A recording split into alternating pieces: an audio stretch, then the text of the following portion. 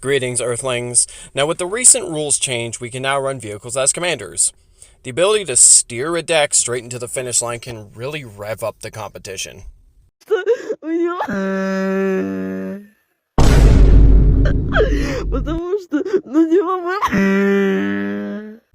I know, a lot of people are brewing ideas around these, and I'm joining in because I'm a shameless trend follower.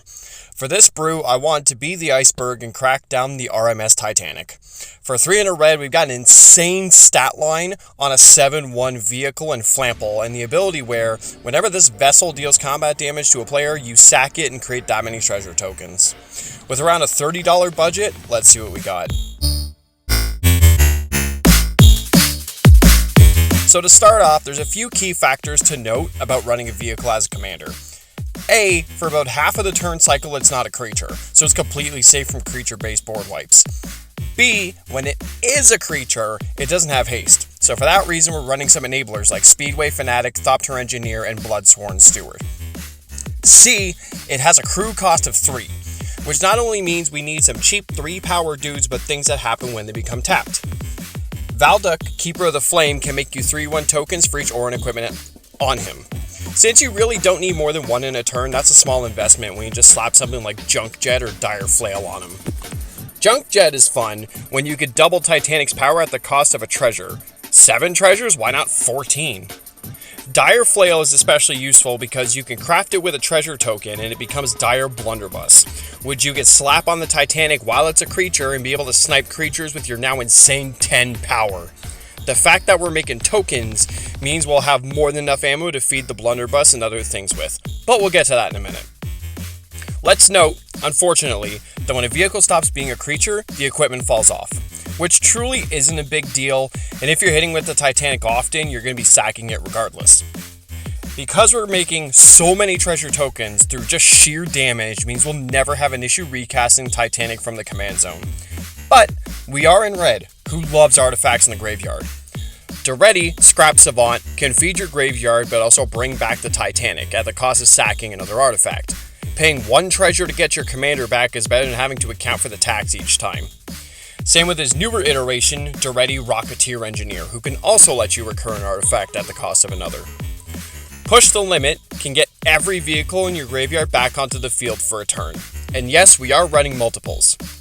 Trading Post can bring an artifact back to your hand at the cost of a creature, which, between Valduk, Reckless Crew, Magda the Horde Master, and Sokenzen Smelter, you should never have a problem cluttering the board.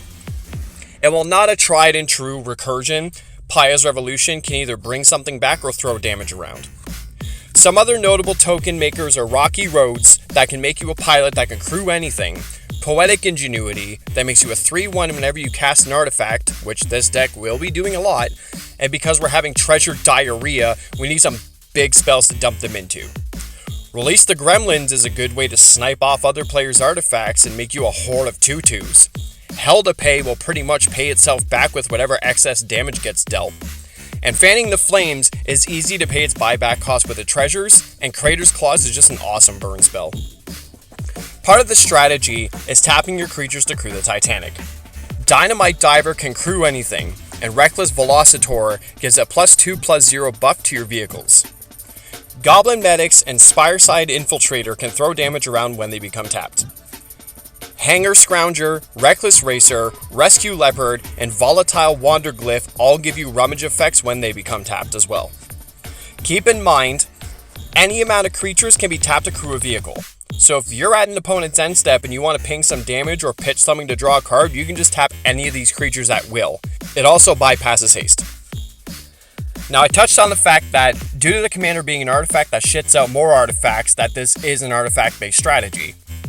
Reckless Fireweaver and Ingenious Artillerist are good ways to throw damage at your opponents. If you have both of them out and you hit an opponent full bore, that's going to be a total of 21 damage to that single opponent while the rest of the board takes 14. And if you have something of the aforementioned power buffing cards, or other ones like Rush of Blood or Fatal Frenzy, then that just cranks that amount to insane heights. Another way to get some damage at somewhat of a slower rate is Dragon Spark Reactor. Every single artifact entering puts a charge counter on this thing. And if you're late enough in the game, you can easily crack this bad boy and just Death Star someone out of the game.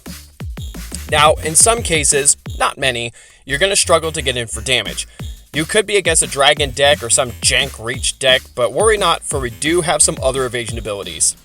Flample is a bitch to deal with, but we got Key to the City, which can feed our graveyard for the aforementioned artifact recursion cards, Rogue's Passage, and Bessie the Doctor's Roadster, which segues perfectly into the next section, Other Vehicles. You thought Titanic was the only vehicle that can make a crazy amount of treasures? The popularity of artifact strategies nowadays, and even food and clues, means that Horde Hauler can be an even better treasure generator in some cases. Mighty Servant of Luco can draw you cards if you smack a player with it, and Lifecraft Engine can come in handy, buffing the Titanic to dump out even more treasures. And if you have some weird creature type synergy, that can help as well. A Mobile Garrison can untap any artifact or creature on your board. So if you wanted to untap, say, Brea's Apprentice or something else with a tap ability to do it again, or give something else pseudo-vigilance. I did mention earlier about having some things to feed our artifacts for value.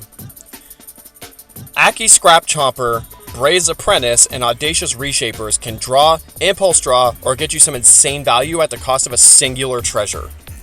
Gem Cutter Buccaneer can turn your treasures into equipment that can buff the Titanic even further. Hit the Motherlode will always be a hit, because you not only get literally anything that you discover into due to it being the highest CMC card in the deck, but it refunds itself with more treasures. Ingenuity Engine can eat an artifact to bounce one of your creatures. Saw is also another card draw outlet at the cost of an artifact while buffing the Titanic, which is also worth noting Grenzo Havoc Razor to give you some abilities when you hit an opponent. Now say someone does board wipe and all you have left is your stupid boat with nothing to crew it. Mech Hanger, Guidelight Matrix, and Start Your Engines don't give two shits if you have other creatures or not. Now I guess the last thing to cover is ramp, quote unquote.